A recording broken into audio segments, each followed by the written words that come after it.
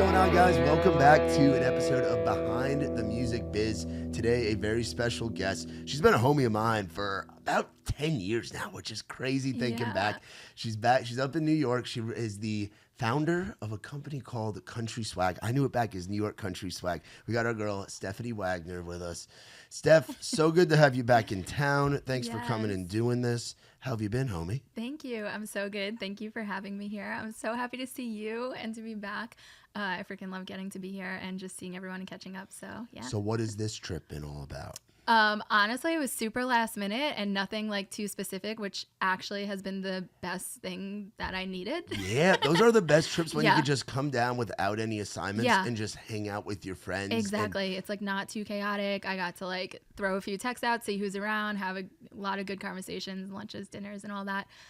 Without having to be like, oh my God, we have to do this show and this event and this and that. So it's been the best week. That's awesome. That's so great. So Country Swag, it's cool that I can say that I was there watching it, like day one, like watching the brunches and watching being at some of the same shows in Hoboken at Maxwell's and at different spots all around the city. But kind of back us up to the inception and kind of explain for anybody that isn't familiar with Country Swag what it is and what you guys do. Yeah.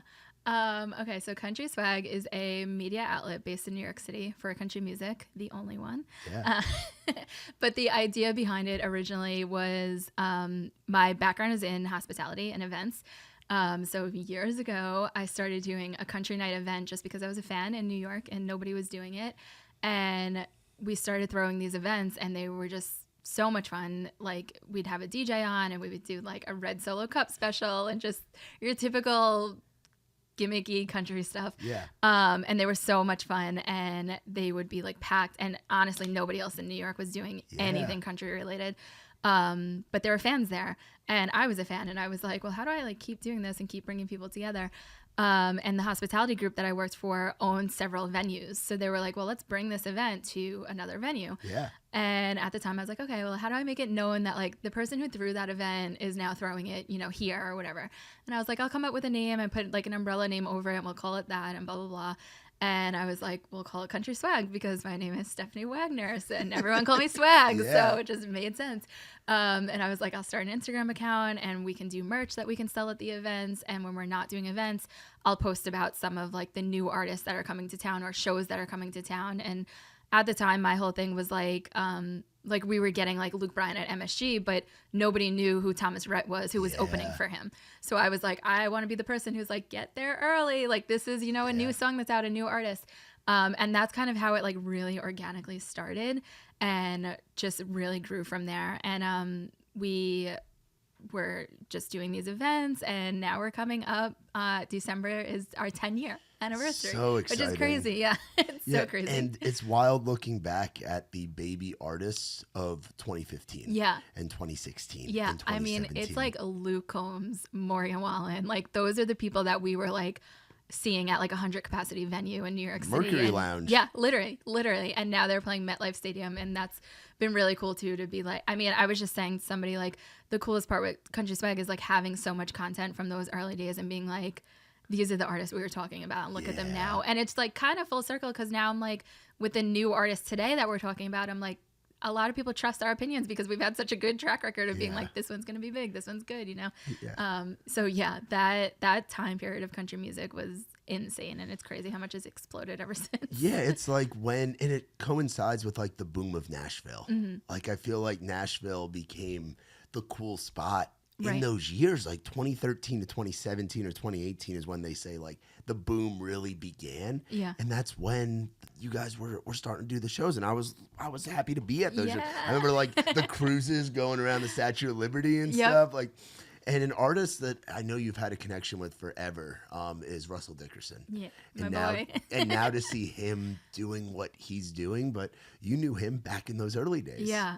Yeah, insane. It's so cool to see where he's at now. He's another one that's like from day one, and then to see now is so crazy. But yeah, my very first event ever as Country Swag was a country brunch at Libation, which was a nightclub in Lower East Side.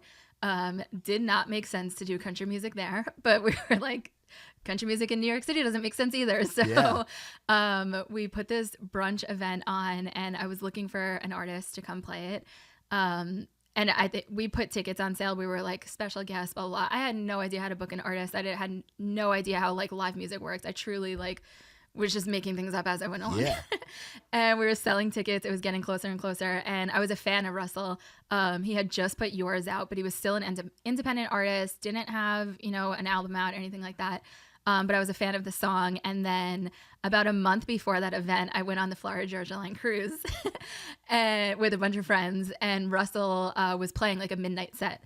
And we saw his set, and I was like, this guy is so fun. And to me, I was like, this is the perfect person for a New York country event, because he's just party. Yeah, lively. Like, you don't have to know his music. Like, he can win a room over. Like, right away, I just knew he was going to be perfect, and he was the person I wanted for it. So I like blindly emailed the email address that was on his website or Instagram, whatever it was at the time. And I was like, we're doing this event. Here's our budget, blah, blah, blah. And Charlie was his manager at the time, and he got back to me right away, and we went back and forth. I remember being on the phone, and he was like, is this a flyover date? And I was like Googling, like, what's a flyover date? Like, I didn't know I had no idea what I was doing. Yeah. But I was like, here's what I can offer. Here's what we can do. And here's the idea. And gratefully they were on board, and they came and they played that, and it was just the best day ever. It made me realize that like we had something, like there was a concept here, people filled the room. It was like my favorite event. And then Russell then got signed to a label. He put out his debut album. He had every song that he played at that brunch ended up going #1, and like we were just kind of there all along the way, which is crazy. Yeah, insane. And we got to do a few events with him throughout the years, which was also just so cool. And as we continued to build, and his name was got bigger, and then seeing him go out on tour and all the shows that he opened for. And then we had a very full circle moment this past summer. He headlined Pier 17, which is like iconic in New York City. Yeah. It's my favorite venue, is the best view of New York City. And I can't imagine what that looks like for an artist to play from Nashville, like playing that venue with that skyline behind you. But during that show, he put me out on stage, and he was like, like told the whole story of his first show in New York City with me. And it was just really cool that 10 years later, we're both kind of at this crazy point in, everything that we've worked so hard for. Yeah. But I'm super proud of him, and I'm grateful that he's our day one. Yeah. And it's the way that country swag has evolved, and from it being like a hyper local thing that us in the tri-state area knew as like one of the hubs for the scene. Like if you were a country fan in New York, New Jersey, Connecticut, even Pennsylvania, you knew what country swag was and what was going on with it and everything. But now to see how it's stretched in the partnerships and relationships that you've built with labels, agencies, artists, events going full on scale, larger scale, and getting to have an imprint in New York City, but really expanding to all over the country as far as what your reach is. Just talk about kind of that expansion, you guys growing as a media company, as a brand, and just an outlet for people finding new good music. Yeah, thank you for saying that. Of course. That has been such a cool part too. So when we originally launched, the name was New York Country Swag, which was a handful to say, and to print on merch. Yeah, I never thought of that. Yeah. But I did kind of always in the back of my mind had the idea that I wanted to drop the New York part, but I still very much wanted to emphasize that we were New York. So when it came to the point, I guess it was right around COVID, I was kind of at the point where I was like, okay, we're getting more and more followers, and I want people to know that they don't have to be from New York to follow us. Yeah. And, we had a solid following on Instagram, and we were putting out a lot of new music and partnering with artists and, sharing what they had going on, and I just didn't want it to be like so focused in that sense. So we decided to drop the New York and became just Country Swag, and that has been really cool to now be able to do things kind of like all over and be recognizable and just have that easy flow of the name. And again, we still emphasize that we're from New York, and kind of the goal is like, okay, if you know us and you follow us and then you come to New York, you're going to come to something that we're doing. That's our home base, but you can be anywhere and follow us, because at the end of the day, we just love country music. Yeah, and one of my favorite parts about your story, and something that's been so cool I've gotten to experience it once, but watching it from afar, just as somebody that came up in that same scene, Common Country. Yeah. You guys are my baby. Killing it. Killing Thank you. It. Like every week I'm seeing, oh shit, look at what Steph and the crew are doing. Yeah. Like it's unbelievable. So talk a bit about how that came to be, and just how that experience, because it's your two worlds literally coming together. Yeah, literally It's the most full circle thing in the world. Hospitality and country music and giving people a spot to play and DJs and most importantly the fans. Yeah, exactly. Yeah, just being a home for fans. Yeah, so Common Country is a country bar in New York City. We just opened in December. So the sister venue of Common Country is this bar called Common Ground, which is super popular bar, great crowd, great audience, great team behind it. And they had the idea of opening a country bar. And I was introduced through like a mutual friend when they were kind of, getting everything together and what the plan was going to be to open and this and that. And so I had just met everybody, I randomly went in for a meeting. They didn't really know who I was. I didn't really know who they were. But as soon as we started talking and I started hearing the plans, I was like, oh, this is something, we're on the same page. And we spoke about kind of like what the bar would look like and what they wanted to do with it. And they were like, we want to do live music, but also like we want nightlife. Like it's still New York City and we want New York vibes, but it still has to be country music. So we want DJs at night. And I was very much on the same page. I think I know New York enough and I know the fans in New York enough that I was like, I can program this. Like I know exactly what kind of vibes we need here. And at the same time, I knew that I had, all these years of relationships in the industry and just artists that I knew I can pitch different things to and different ideas and get them to come in. And then again, just giving a home for fans in New York. Like we've never had that in 10 years of country swag. I've never had like a home base for somewhere to go for country music. So I was super excited to be a part of it and partnered up. So I handle all of their live music and special music events. And it's been the coolest thing. We do all like local artists, live music every day until 11 p.m. And then we do DJs at night. And it's all country music. We do a lot of like country EDM. So it's a lot of like dancing and super fun. You've had Vavo in there a bunch? Yeah. Vavo. We started working with Country Night a lot, which those guys are a new country EDM DJ who have been really great. My friend D-Rock is crushing it in that world. He's been doing a lot of nights for us, and I'm doing a few other events with him too. But yeah, that's been a really, really fun like world to be a part of because again, my original events were always very much like we're going to have live music and a rising artist, but we're also going to have a DJ. So like if you don't know that artist, you should still come because you're going to love the music either way. So the bar kind of naturally became like an adaptation of what I was already doing with my events. So that's been the coolest part, and just being able to like plug in so many different things that I've wanted to do this whole time. It's like now I finally am like, well, here's the bar, here's the audience. It's like it brings everything together. I know I have the relationships with the artists and their teams, and just bringing it all full circle has been the coolest thing and something I could have never predicted, but I'm like, oh, thank God. It's like that sometimes. You start out a fan and you just want to collect other people that are fans of country music. So organic and genuine, Yeah, because when you start out like living in the tri-state, you're like, oh, I'm the country fan of my friend group. Right. But then you realize and you introduce people to it, and people are like, wait, I love this. Like, I'll drink a Surfside to this. Yeah. Like, it becomes a whole event and like a whole party. So now to like be a beacon for that, because I remember going in, we were in town. It was back in January. Yeah. And we went to the Old 60 show. And then we were texting because Big Country came to the show and he was DJing that night. Homie. And then Josh Ross happened to be doing a radio show in Long Island. And we were like, hey man, meet us here. And that turned out to be a magical night of late night pizza. I think one of Josh's band guys missed the flight. Josh took a flight to Kansas to go pick up a dog. He flew into Long Island, flew into New York earlier that day, came and partied with us till like 3 or 4 in the morning, then flew out 2 hours later to go pick up a dog in Kansas, then flew to Tennessee. I remember him like showing a picture and he was like, I'm going to be a dad tomorrow. And I was like, maybe a water would be nice first. No. That was such a fun night. Yeah, and for it to be like you've gotten to have some great moments with artists in that bar. Like talk about some of the after parties and the intimate experiences that you've gotten to have in there. It's been so cool. We've been so lucky that we've had a lot of artists stop by already in less than a year. But one of the first ones was Jordan Davis came to guest bartend. Who's another one that you have been covering and had a relationship with for years. Exactly. He is truly one of like my all-time favorites. So for me, that was such a moment of like, oh wow, like I'm doing everything I love. Like I cannot complain. But it was really, really cool. His team actually reached out to me for that. And they were like, you're involved in this bar, right? Blah, blah. And I was like, I'm here right now. I like took a picture. I'm like, what do you want to do? And it was their idea. And I was like, absolutely. I was like, we can make this work super easy, blah, blah, blah. So we didn't announce it. It was a Saturday night. And it's funny because the bar was so new. I don't think they even really had an idea of like exactly what to expect.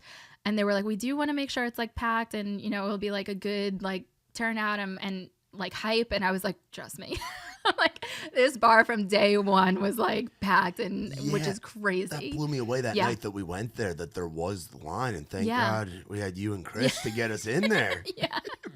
Big Chris ducking, getting through the doorway. Come with me. Come with me. But it's so true, and I feel like it just goes to show how much country music has grown and how much like something like this has been needed in New York. Like again, there really hasn't been a go-to spot for country music fans. And the funny thing is, I feel like country music has gotten so big that like it is pretty natural to hear country music songs wherever you go now. Yeah. But like it wasn't that way. No. Maybe the past 2 years, that's how it's been in New York. But like before that, like us doing a country night was like, oh gosh, now I'm finally going to hear country music. Yeah. But like, yeah. So now it's just like, it just goes to show how many people really have been looking for it. And it still gets packed out every single weekend. And it's been so cool. But yeah, so the Jordan thing. So I was like, trust me, it's like, it's going to be fine. And they're going to know who he is. And that's the cool part too. It's like, you don't really have to like announce these surprise things or like hope that country fans or people recognize him, because it's all country fans in the bar. Like it was one of the coolest parts was like, so I went outside to meet them with security and everything. And they basically had to like walk through the front doors and then through the crowd to the other side of the bar, which is like the section that we had for them. So I had to have a bunch of security and everything around them. And people didn't know they were coming. But I was on the trail end of it, so I was getting to see everyone's reactions.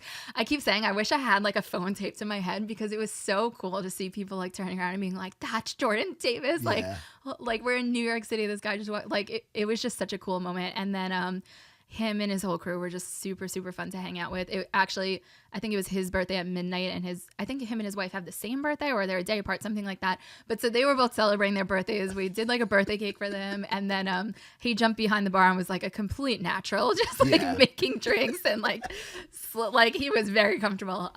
So it was such a cool moment. So yeah, that was one of our first ones. And then we had John Party came. We did his album release. So he literally walked through the front window got right on stage, like another epic entrance. And he performed like an hour or so of some old songs, new songs, and that was like a packed Tuesday night in New York City. And that was super cool. And then we had Cole Swindell came. He did a guest DJ. Another OG of yours. Yeah, exactly. And yeah, that's been the cool part. It's like so many of these artists that like I've been talking about forever, and now just like being able to be like, look, like just bringing it all together. But that's something that we see with Raised Rowdy too, is like Nick has had that as well. And that's what's so cool, is getting to see the folks years later. Yeah, exactly. Like remembering baseball hat, short hair Morgan Wallen. Yes. Like the OG. Like I remember when you and Christina had interviewed him years ago. In a parking lot in Long Island. That was the same time. I think I interviewed him on that same tour. He played at Jenks. Yeah. It was that same time. You know? It's like it's crazy. It's wild to see. And I feel like everybody talks about like the genre blending and what's country and what's not, and people getting the bickering matches over it and everything. But I feel like the genre blending just works in your favor as well, because if you're having your country DJs or your EDM or EDM country, whatever you want to call it, the mixes have to be so elite right now with all the beats being in stuff. Yeah. Honestly, I love the genre bending in country music, because I mean, especially in New York, I feel like I'm witnessing it firsthand of just bringing so many different people together. Like I'm at some of these shows, and that's the other thing. I'm like, if you're at a country show in New York City, those are people who are like truly have been listening to the artist, are there for it's not just like another thing to do because it's what you do, you know? It's like there's a million things to do in New York. You could be anywhere, but you're at that show. So they're truly people who are listening to the music, and it's so many different types of people that I'm like, this is so cool. And you can see like, you know, which songs they're gravitating towards, or kind of see like what, you know, made them come. But that to me is the coolest part. I think it's like the evolution of music in general, the way that it changes and people adapt or, you know, go their own lanes is so cool, because it's like we all don't want to sound the same anyway. Like for me, it depends on what kind of mood I'm in is what I want to listen to. I'm not like that. I don't listen to that. Like Yeah. It's very much, what kind of mood I'm in. And for me to be out drinking in New York City on a Saturday night, I want to hear country music. I want to sing to country music, but I want to beat behind it so I can also dance to it. So that's why I love the country EDM stuff.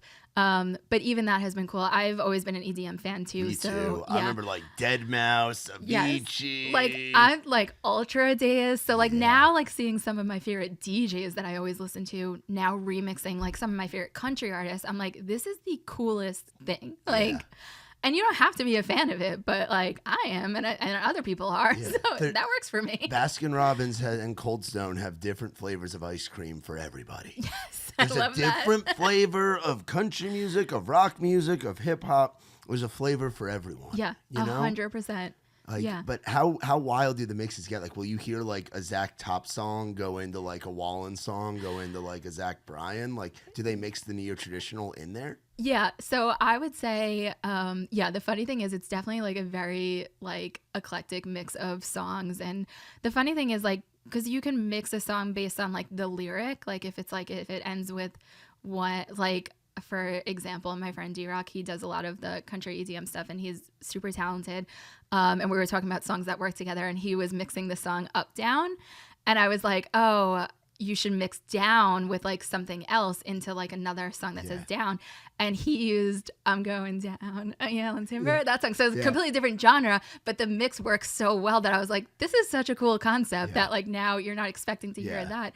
So even it's like, it's not even just country songs that you're mixing in and out of, but then like the end of it goes back into a country song and the beat is like nice and cohesive. So you're dancing to it the whole time. And it's a recognizable, iconic song. Like Timber's an iconic song that we all listen to when it came out, you know? So it's like you're out and you hear something like that and you're like, oh, what? Like, so that has been so I feel like almost like an unexpected thing that I didn't realize I would have such a good time with, but I'm having a lot of fun kind of like diving more into doing things like that. We're actually we just launched this new kind of like concept called Club Rodeo. Ooh, and the idea is like country EDM, like DJ sets. And we have a bunch of different guest DJs on. D-Rock is leading it. It's D-Rock's Club Rodeo. And so he will basically headline, but then we have a bunch of our other DJs who we also work with at Common Country and we're all kind of friends. They'll do their own sets too with their mixes. But the idea is like, just a takeover of like a country EDM night. You're on the dance floor all night. Like I keep saying, I'm like glow sticks and cowboy hats. Like it's just like a vibe. And we're doing that. Our first show is October 3rd at Superior Ingredients for anyone in New York. But that's like a 900 person venue and like it's selling really well. So it's cool to see that too. That's something you could take to any SUNY school. Exactly. You could bring that to Cortland. Yeah. You could bring that to Albany. You could bring that to Hofstra. Exactly. And it's just Syracuse. a good time. And then even like artist wise, I'm like such an advocate for it because for these artists who are doing their own versions of EDM remixes, it's easy for them to then go like pop up like in Vegas or, any nightclub. Look at Dustin Lynch, what he's doing with Grant. Exactly. It is so genius to me and it's so simple. And again, there's like, I have such a respect for country music and live music. And of course that's like, I love that so much, but I also think there's a home for like doing things out of the box too, and that's what this is allowing. For sure. And then you're seeing other audiences like now gravitate towards like they're like, okay, who's Dustin Lynch? Now they're following him. Now they're listening to his original music, and that's been like so cool to me to see that kind of like funneling together and the fans coming together and reaching new audiences and different opportunities and like. I don't think I would have ever expected to see like a country artist pop up on a stage in Vegas, but here they are doing it every other weekend. Residency. Yeah, exactly. Dustin Lynch residency. Yeah, I think wild. It's like it's just the beginning for stuff like that. So that's been cool, and I think Common Country kind of having a hands on that nightlife side of that has been cool too. So I'm excited to do more in that lane as well. So as a fan, what have been some of your favorite like moments or shows that you've gotten to see, whether it's at like the Garden or the Mercury Lounge or Irving or PlayStation Theater or wherever, or even out you're from Queens, so Long Island's right there, so like Jones Beach, like what have been some of your favorite like iconic moments? That's such a good question. I know, it's so crazy.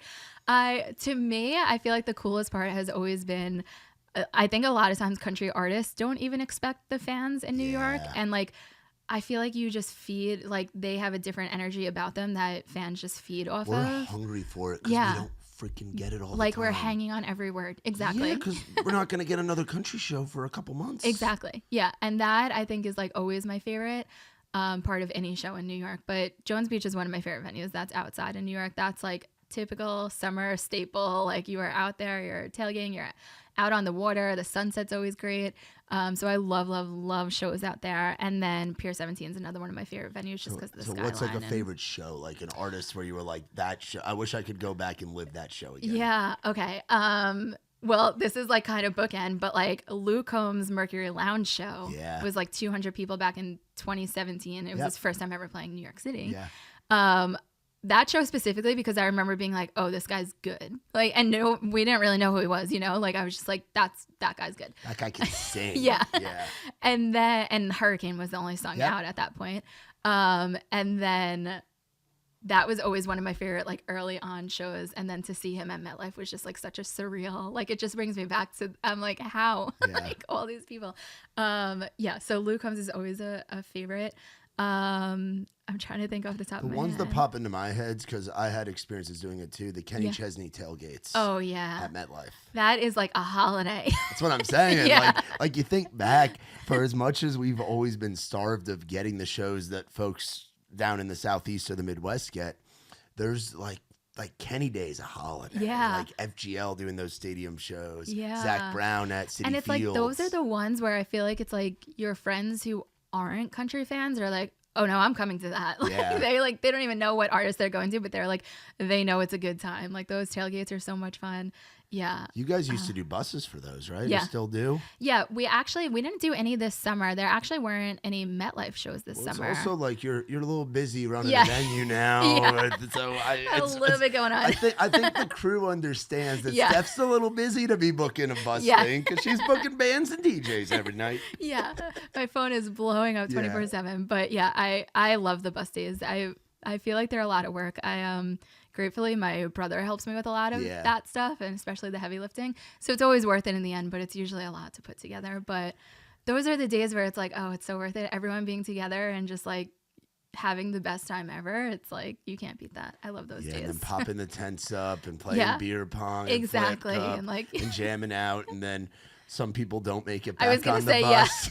The people who don't even make it into the show, like they're like, what happened after the tailgate? They're like, we can hear it out here. Yeah, exactly. We're good. I got my good chair. Yeah. I'm good out here. They're just paying for the bus, not even for the concert. No, literally. Ticket. There's always a handful in every crew that. Oh yeah, I've had people who were like, yeah, we're not even gonna buy tickets. We're just gonna hang out in the parking lot all day. I'm like, okay. I'm gonna go inside, but okay. Who was the first artist that kind of drew you in as a country fan? Luke Bryan was my number one, my day one. He, so I didn't grow up listening to country music at all. I truly didn't even know what it was. I remember like playing one of those stupid like trivia game type things where you had to like, I don't know, it was almost like Hangman or something like that. I don't know why I have this weird random memory of it. And it was like filling in the letters or whatever. And the answer was Rascal Flatts. And I was like showing it to my friend and I was like, what? I was like, what is this? What is this? And he was like, that's Rascal Flatts, obviously. And I was like, who is Rascal Flatts? Like, I specifically remember, and he was like, you don't know who Rascal Flatts are? And I was like, no. Like, am I supposed to? I think we were on our way to like a Chris Brown concert. Like, I was like, who is Rascal Flatts? So yeah, I didn't grow up around it at all. We didn't have a radio station in New York my whole life. It just wasn't around me. And then my mom was a country fan, and she used to watch like the CMT music videos like late at night. And one night my younger brother came downstairs and was like, oh, who is this? Like, what's this song? And it was a Luke Bryan song. And I think it was one of the like spring break party songs or whatever, one of his early songs. And so my brother started listening to him. And I was just always a fan of music in general. Like I would go to any concert. That was always my favorite kind of night out. Like I would just always go to concerts. And Luke Bryan was coming to Nassau Coliseum on Long Island. And I was like, oh, Johnny, isn't this the guy you like? I'm like, I would go, like whatever. So I went like truly blindly. I didn't know a single song by this guy. I didn't know what he looked like. I had no idea what I was getting myself into. And I did have a group of friends who had like started listening to country music more and more. So we went with like a solid group of people. And Florida Georgia Line was opening for him. Didn't know who they were. And we got inside and we had like the best night. And I was like, this is country music. Like, I was like, this is a good time. I'm like, I just got home from like Ultra and now I'm, like chugging beers in a flannel. So very different. But it was so fun that I was like, yeah, like this is a good vibe and I really love it. So Luke became like my favorite hit, and that's truly who like broke me into it. And then that era was like the like Luke Bryan, Cole Swindell, Thomas Rhett, Florida Georgia Line, the bro country, the bro country era. I was just broke a lot of people. I was just talking about that with Drew Green. He was in here earlier today because he came up writing in that era. Like he came up his goal was to write. I forget FGL cuts, which he had with Colorado, and he's like, was talking about that, and I said that was our '80s hair metal, you know, like that was our like those guys were the Motley Crue, the Guns N' Roses, the White Snake of country music. Yeah, it's so true. It was the party, and now it's funny because after the hair metal came grunge, and that's kind of where we've been for the last 5 years. Yeah, the Zach Bryans, that's such a perfect way to look at it. Zach Bryans, the old '60s, the who else? The Sam Barbers, like that style, Dylan Gossett, like where it's a little bit deeper. It reminds you of grunge. Yeah, that's so true. It's such a good way to look at it because it's literally like the perfect comparison. And it's so funny now when people are like, bro country. I'm like, bro country did so much for country music. It did. That was one of my favorite eras. Like everybody remembers being at a tailgate and drinking shots of Fireball. Going in to see FGL at PNC or Jones Beach or one of the stadium shows, like and like Baby Morgan Wallen opening for Baby them. Wallen, Dustin Lynch came up at that time. Like the Chris Jensen Buy Me a Boat era. The Blake Shelton Boys Round Here Bro country songs. Like, it was so much fun. Oh my God, so many good songs. I feel like so many of those songs are still my like go-to like happy music. You hear them, you're moving your head and you're singing. Like it brings you back. Brett to Eldridge. Yes. Yeah. Brett Eldridge, like that era of 2010s country, like 20-teens country was so early much fun. Sam Hunt when he was kind of like hip hop. When he was like Make You Miss Me into like Body Like a Back Road, which is so funny. Even like his trajectory, like his music now I feel like is so different but still so good. And it's like his concert is just hit after hit after hit. Like he's another one who will always be one of my favorites. But that era was the best. It's what drew me in too, because we came up at like the same time going to those shows, you know, like I remember seeing Luke Bryan at MetLife with Morgan opening up for him. It was like Morgan, I think John Party was on that show too. I think there might have been one more. I forget who else was on there, but I remember going to that show and it being like a moment, you know, like that to me. We're not at where we're at now with country music if that doesn't happen. Yeah, I completely agree. And it's what really, I think, brought it to the Northeast. Right. That's exactly what I was going to say. It kind of like, almost like I want to say made it like relatable. You know what I mean? Like to me, my idea of country music was like, well, I don't have a farm and I don't that that's what they're singing about, but that was the idea that I had of it because I didn't know it. Like I was like, I can't relate to country music. And that was like, oh, I can relate to like drinking beers around a fire. Like partying, sure. Yeah. Another big thing that I think New Yorkers relate to with country music is the pride in it. 100%. The pride in country and in family and with law enforcement and everything like that. And that's something you guys have gotten to do with Country Swag, with giving back to the community. Like I know you guys have done some pretty extensive charity work through shows and events and fundraisers. So what's that been like, giving back to the community? Thank you. I've always been one of those people who just kind of believes that like if you have a platform, you should use it for good however you can. And that was something that was important to me as Country Swag was growing, was how to continue to give back, how to highlight heroes, and how to share stories. And so we, I want to say it was like 2017 or 18, we launched what we called the Hero Collection. And basically it was like a line of merch where we had like the red line hat was for the fire department and the blue line hat was for police. And then we put out a camo hat for military. And each month we partner with like different foundations or different people, and anything from the sales of those hats kind of went towards that, or, you know, we like highlighted them and did different things with them. We're able to do that. And then also did events around it. And that has been such a cool thing because those, that whole collection has been so popular over the years. We did sweatshirts I think I have the blue line hat. Yeah, I have to get you some more. I should have brought some with me.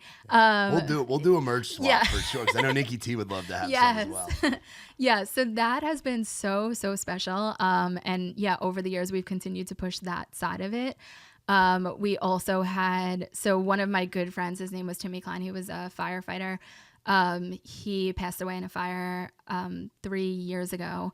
And so when he passed away, we took one of the hats and we put his initials on it for TK. He was always the biggest supporter of Country Swag at every single event, at day one, everything I've ever done. So it was kind of crazy that, you know, fire department and police department were such a big part of our brand. And then we had to turn around and go do this for our friend, which was sad and insane. But it's been such a nice way to honor him and continue his story and his love for country music. And we also started doing what we call TK Fest every year. Yeah, so I it's saw in that. honor of him. Yeah, we do this event at the Rocco Hotel, which is our hometown where Timmy was from.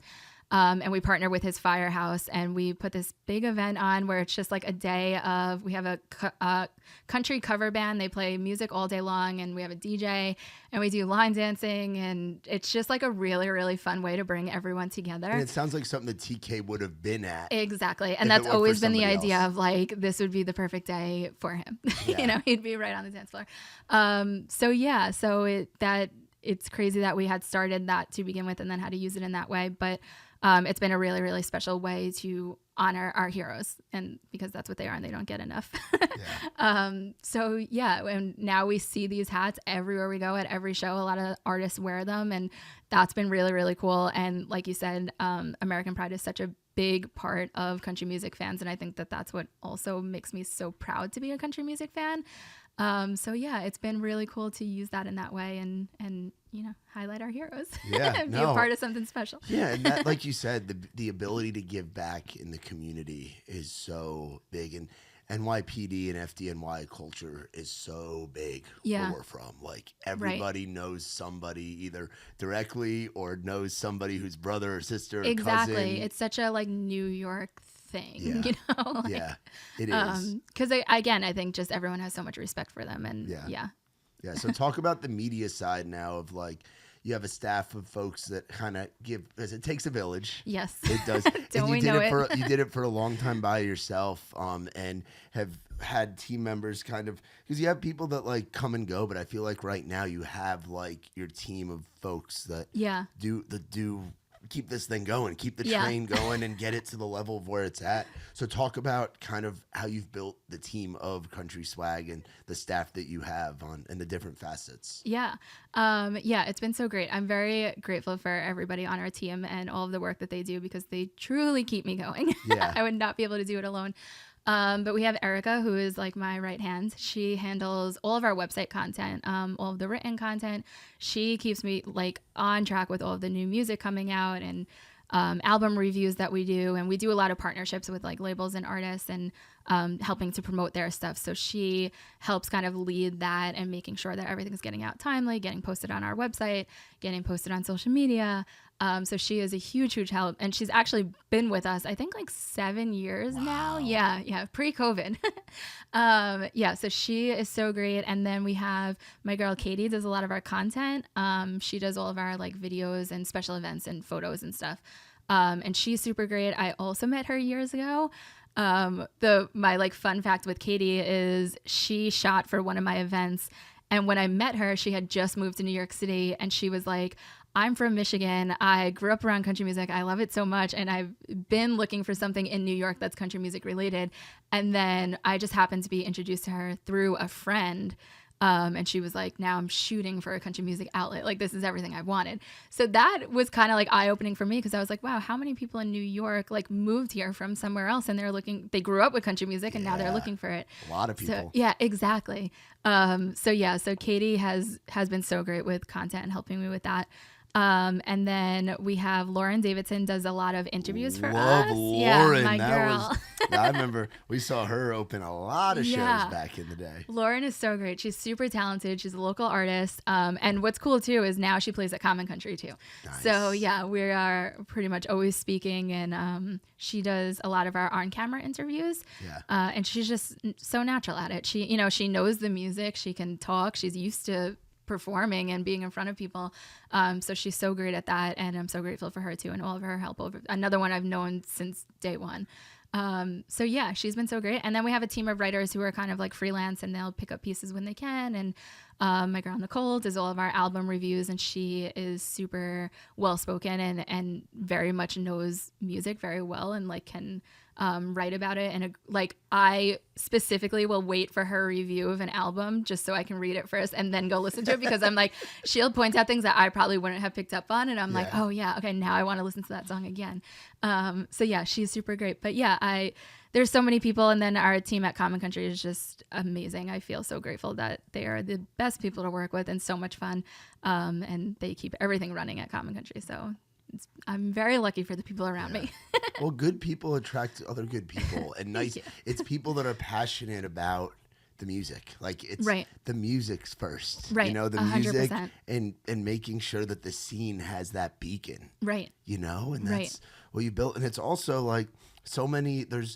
We've always been under the impression with like Raise Rowdy, if it's something that we don't like, we're not going to talk negative about it. Yeah, exactly. I'd rather spend the energy reviewing or giving that moment to talk about something that I like versus talk negatively about something. And I feel like that's 100%. something that's a culture that you've always preached as well. Yeah, I'm very much will never be like that gossipy page. Never talk negatively. For me, I'm like, I can't write a song. I can't sing a song. I can't play an instrument. Who am I to say anything negative about something that somebody obviously put like their blood, sweat, and tears into? And maybe I don't like it, but it's everything to them. And if they turn around and had anything to say about country swag, I would not be a fan. So it's just not, I'll never be a negative outlet. I just, don't have anything nice to say. Don't say it. And you'd rather your followers and your readers and your listeners, you'd rather put them on to something good versus, hey, go check out how bad this is. Right. No, it's hey, go check out this new artist that's getting ready to go on the road with Tucker Wetmore or and it's like, I understand, like, I guess there's a fine line between like, you want to be genuine, but that's the thing. I'm just not going to write about an artist that I don't like. And I don't have to post about it. I'd rather it not be on my website. Yeah, I'm going to continue to feed out the people that I truly believe in and people that I work with who believe in them. You know what I mean? Like, we're all, at the end of the day, I hope the majority of this industry is here because you're championing people you believe in. Yes. So that's kind of what am to my core, is I'm working with people because I believe in them. Yeah. Now talk about the bridge to Nashville. When did you start coming down here, and talk about some of those early relationships that you've been able to build over now the last decade, which is crazy to say. Crazy. Isn't it crazy? 10 years is so crazy. Like, I'm not old enough to say that. No. No, it's funny. 10 years is crazy. I'm so grateful. I can't believe this has been my life for 10 years, but I'm also like, at the same time, I'm like, oh, I think we're just getting started. So that's the exciting part too. But yeah, my first trip ever to Nashville was 2014, pre-Country Swag. I did CMA Fest with a bunch of friends, and I was like, this is the coolest thing ever. Like, I remember being like so enamored with the fact that like one city could be so dedicated to one thing. Like, I was like, everyone here loves country music. Yeah. Like, this is crazy. Especially coming from New York, where it's a little bit of everything and 9 million people on a block of islands. It's a lot.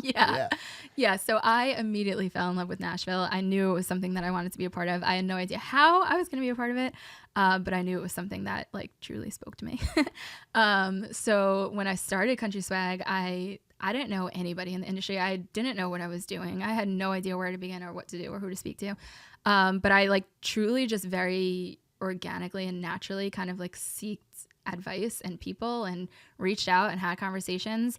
At the time we had 94.7 FM radio station in New York. Shout out. That was a huge, loved everybody over there. The best team. But Kelly Ford was kind of the leader of the pack there. Yeah. And I love Kelly. She from day one was so great to me.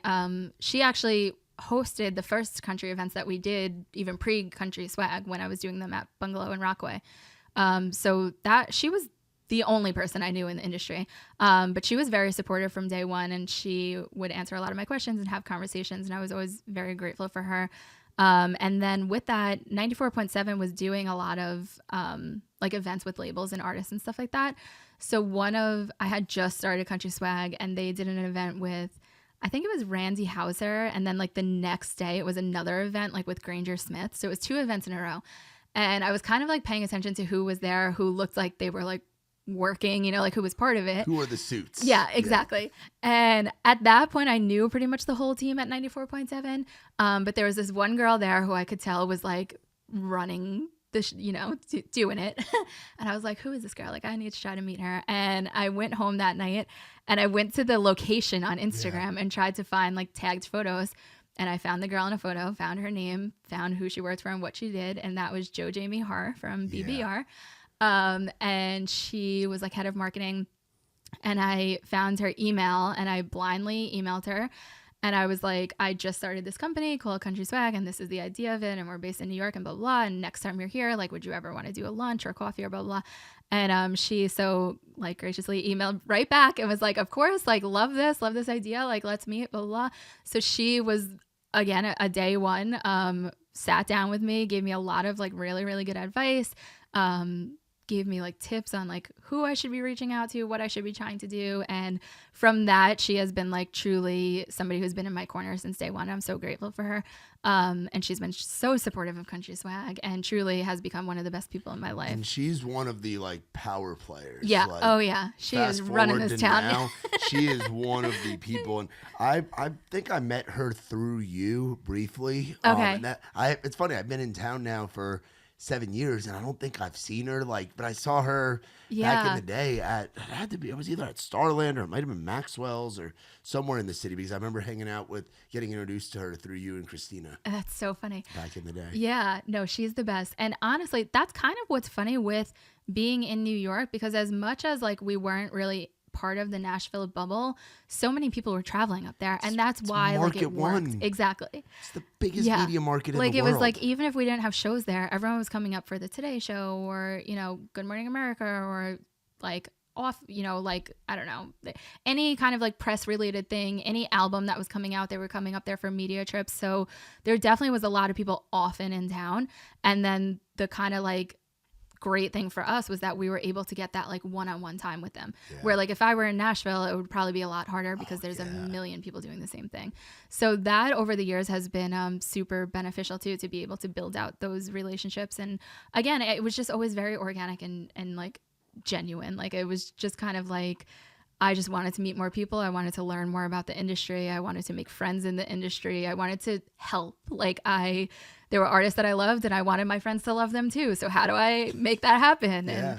And I think the networking side of the industry is the most important part. And to me, that's the funnest part. So it kind of works out pretty well for me. What advice, going off of that, what advice do you have for a young guy or a young girl that's wanting to get in the industry, that's like you or I, where we love this and we're like, how can we make this our lives without knowing how to write songs, play guitar, sing, produce? Right. It's so funny because I feel like I've been getting asked this question more and more. And I like, in the beginning, I kind of never knew what to say because I was like, I don't know what I'm doing. I still don't know what I'm doing. Like, I'm just figuring it out as I go. But I think that's the thing. Like, just don't be afraid to ask questions. If you have ideas, like share them with people. Like, I don't know how many times I was like, hey, like I've been thinking about this, and that person has been like, wait, I know this one. We can like, and people just piggyback off of things. So it's like, don't be afraid to speak up and to introduce yourself and to ask people if they want to grab lunch or coffee. Or the other thing, I think what has been really cool for like my story, when I first started coming to town and was first learning people in the industry and meeting new people, we gravitated towards this like little group of people that like, it was all kind of like my first CRS here. It was like a group of people who like, one had like was working with radio and one was working with a media outlet. Like everybody was kind of working somewhere else, but we were all brand new. Yeah. And we all just kind of stuck together because nobody knew what we were doing. Like we were like, okay, what are you doing tonight? Like, okay, let's go to that event together. And like, I'll have a friend there. It wasn't like, oh, you know this one, I want to stick with you. It was like, none of us know anyone. We're just trying to figure it out. And now 10 years later, that same group of people that I've been best friends with the past 10 years are all like in high positions doing really big things. And like, I've been able to work with them so well for so many things that I get to do, and we're all working together, but it all came from like just naturally being friends and being in the same position. So I think my advice would be to like look at the people around you and who's figuring it out too, because those are going to be the people that you're going to lean on in a few years or throughout the tenure, it's funny. Whenever we have like artists on here, I always talk to them about like their class of like who were people that they moved here. Like for me, it's like Trey and Ella and Dylan Marlowe and like the 2017, 2018 people, we all moved here around the same time. Yeah. It's like that. That's your industry class. Yeah. Those are your 100%. guys and girls that you started with. Yeah. And that's what's been cool this past week that I've been here. I've been able to like see so many of them. And again, in a way of it's, we're not here for CMAs or CRS go or grab a drink or grab coffee or catch grab up lunch. on life. Yeah.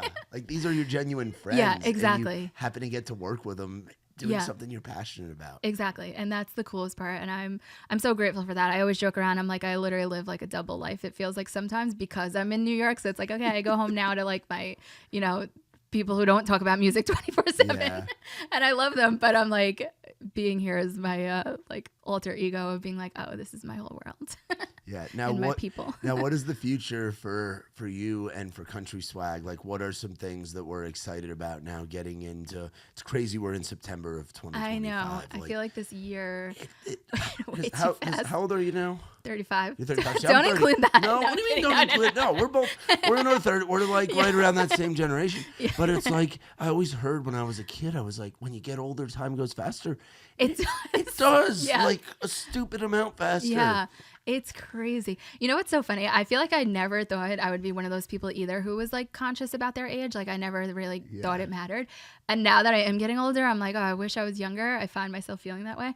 But the funny thing is I also kind of had this moment of like, if I wasn't at this age right now with 10 years under my belt, like I couldn't be 25 doing this, I'm pulling off a lot of great things. I couldn't be 30 doing this shit. Yeah. It's like, you don't have that experience or like those connections or like everything that makes it work now is what the past years and getting older is what, made it, be able to happen. But yeah, for the future of Country Swag, I'm pumped.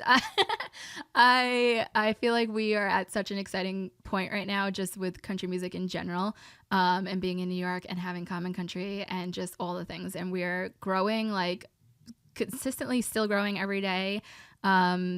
I'm looking forward to doing more merch, more events, building out like our side brands. Like I said, we have Club Rodeo, which I'm excited to keep. That's going to be really cool. I'm very excited for we'll that. have to do a Club Rodeo Nashville. Yeah, I mean, any way that we could work together. Yeah. 100%. We've literally known each other for a decade. That would be full circle. We were both at freaking Russell Dickerson at Maxwell's Tavern when his head was hitting the low ceiling in that back room in Hoboken. Yeah. We both saw Old Dominion there years ago. Yeah. Because that was my spot, was like the Maxwell stuff. But then also, I mean, like Combs at the Mercury Lounge. I remember that night. Yeah. Like, I remember seeing all that stuff. Like, let's do something. Let's do a. No, I would love that. Have you done like a takeover event down here? Has that happened yet? Not yet. And I've been having these conversations because I think that's coming. Yes. So we're going to have to talk. Yes, we definitely should, because we just moved all of our stuff over to Odie's. Well, I saw that because last night was your first night there, right? And it's a beautiful room. I have to get there. So many people have been raving about that spot. Have you ever been to Moonshine Flats or Moonshine Beach in San Diego? No. Okay, but I was recently introduced to Mike Harris. Yeah, that's who we were working with over there. Oh, okay, yeah. I have to connect with him again. We'll work something out for sure, because I want to come up and do something at Common. Yeah. Oh, 100%. That would be sick. It's been on my bucket list. It's been on my bucket list to do something in New York. Yeah, like we have to. In New York or just somewhere in the tri-states. So it'd be awesome to do that with you guys. So yeah. We got to do something. Yeah, 100%. Sure. Yeah, there's so much. My brain has been like spinning constantly, but that's been the most exciting part of it all, of like just being able to spin, having opportunities. Yeah. Now, last question for you. What's something that you would tell that girl 10 years ago that's starting a blog about talking about the artists that are opening up for FGL and Luke Bryan in 2015, 2016? What would you tell that young 25, 26-year-old girl that's starting here at Country Swag? Oh, that's scary to think about. What would you tell yourself 10 years ago? Knowing what you know now in 2025, having this brand and this company and this media outlet, and to make a difference for so many artists and music fans. Yeah, thank you. I think I would just say, like, to keep doing what you're doing, keep doing it, keep, following your heart and being authentic and true and honest. I think that's what's gotten me as far as it has. And I think there's been so many times where I didn't really know where it would lead, but I kind of blindly followed this weird feeling of like, there's something here. And I think now I'm at the point where I'm like, oh, this is what it was all leading to. So I think if you have that feeling in your gut, it's for a reason. So chase the dream because it's there for a reason. And yeah, I'm grateful I chased mine because I've never been happier. Amen. Like, thank you so much for coming out Thank here. Thank you for having me. This is so great. And if people wanted to reach out to you, what's the best way to get a hold of Country Swag, get a hold of Stephanie? So I'm at Steph Wags on Instagram. It's an SZ at the end because I'm cool. No. Hey. Yeah, that probably shows my age, but Steph Wags, at Country Swag on Instagram for Country Swag. And then we're at Common Country Bar for the bar in New York. And if you're in New York, come to Common Country.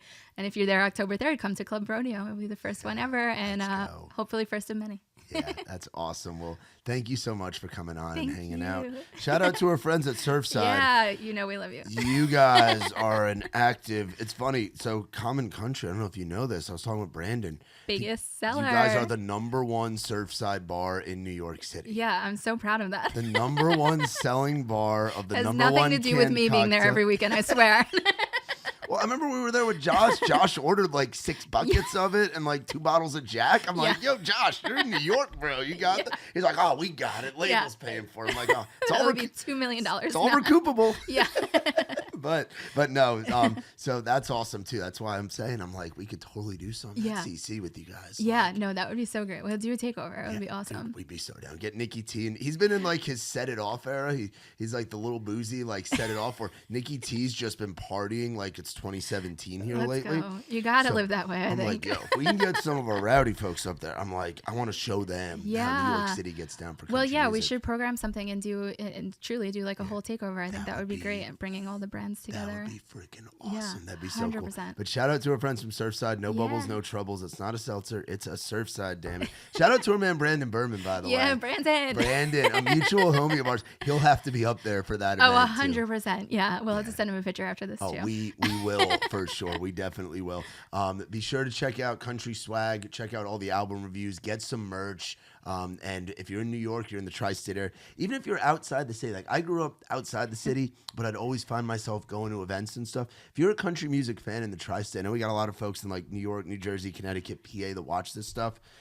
Get out there and get to an event. You'll find other folks in the Northeast that love country music hanging out at Common Country, and the rodeo stuff's gonna be so cool. Yeah, and you never know where we're gonna pop up either. Yeah, exactly. You never know anywhere in the tri-state. But seriously, thank you so much for coming on. For more on us, visit raiserowdy.com. For my girl Steph, I'm Matt Burrill. This has been Behind the Music Biz.